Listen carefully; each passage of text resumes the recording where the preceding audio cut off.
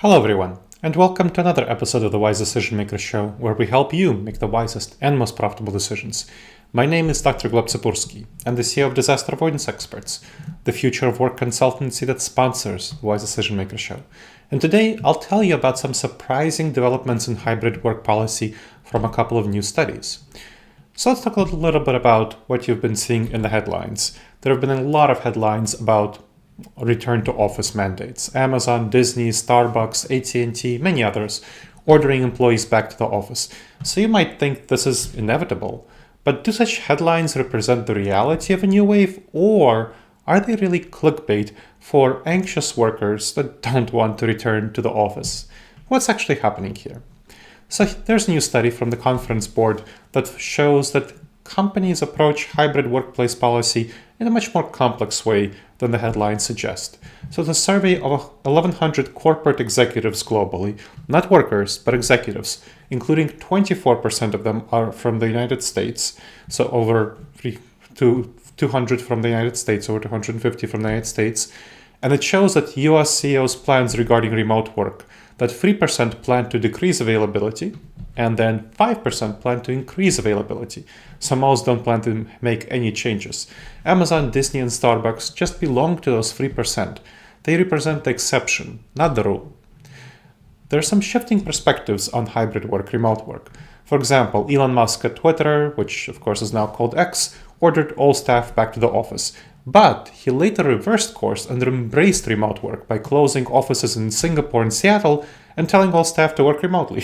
Previously, somehow remote work wasn't acceptable. Now, when it actually benefits the bottom line of the company, it's acceptable. And so here's what we're seeing also with employee pushback. Employees pushing back strongly on return to work mandates. For example, with Amazon, there was a walkout of employees. With YouTube, there was contractor strike about this, and plenty of other strikes and opposition actions, petitions signed, public leaking of documents that are showing a rise of worker power and union activity around forced return to office mandates. So it's likely that over the coming years, we'll see an expansion of workers spending more time working remotely within mostly a hybrid modality. So spending some time in the office, spending some time working at home, but overall spending more time at home than they have been up to now, at least some of the time, like I said. Hybrid workplace policies are proving successful for most companies. So I've helped over 24 companies figure out their transition to hybrid work, remote work. 24 of them have chosen a hybrid first model, and 2 of them chose a remote first model. So hybrid first seems to be definitely the most popular route. So what are the benefits of this policy? Well, it offers a lot of increased flexibility for employees, especially due to the lack of commute. So that is both increased flexibility in general and the lack of a commute in particular are very beneficial. People really like that and are willing to sacrifice significant pay for that. In fact, a Mercer survey also showed that people are highly productive. 94% of staff were equally or more productive working remotely compared to the office. And a Great Place to Work survey showed that over 800,000 staff shifted to working remotely during the pandemic.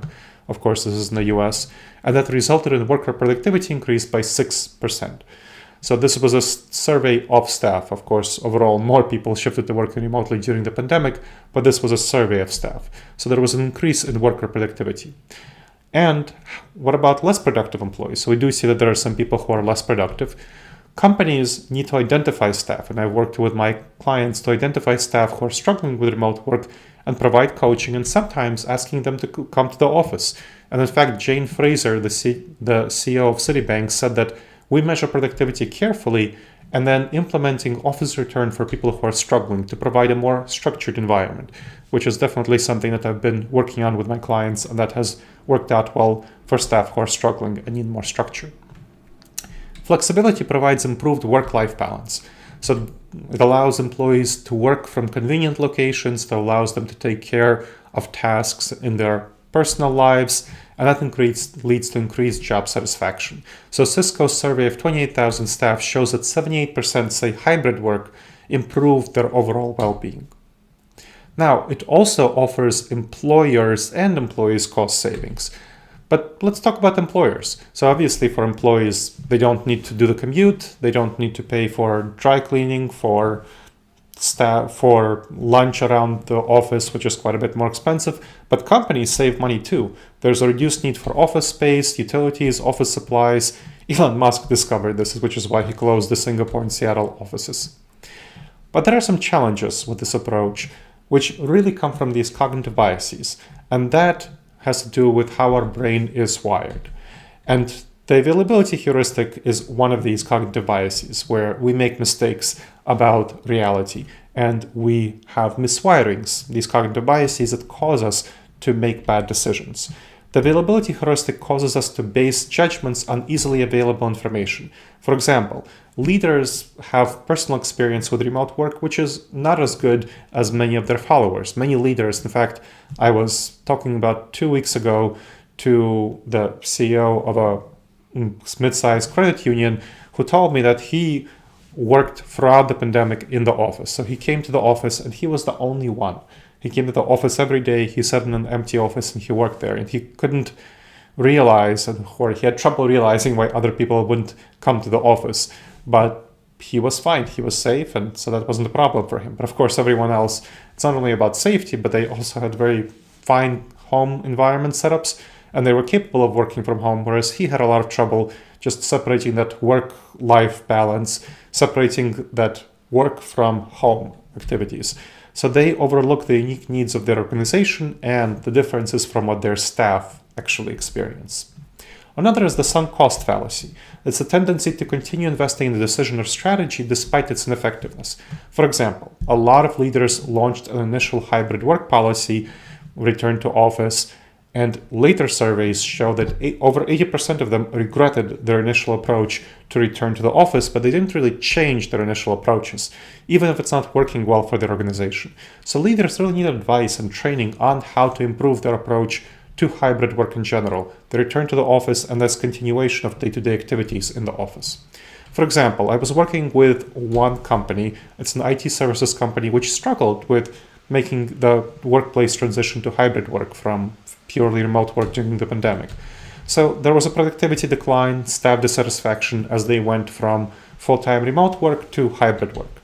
And that happened because of communication, collaboration issues among staff who were working remotely versus in the office. So a lot of coordination troubles, communication troubles, hybrid meetings, which they had trouble with. So the resolution had to do with having much more coordination, weekly one-on-one meetings between employees and their supervisors, and training them, which I did, on more clear communication and collaboration, how to have effective hybrid meetings, for example. And the company performance stabilized after these changes. They improved their productivity, collaboration, communication, and they had some of the benefits of socializing and increased team belonging, which they wanted from coming to the office. So you really need to rethink your approach to hybrid work.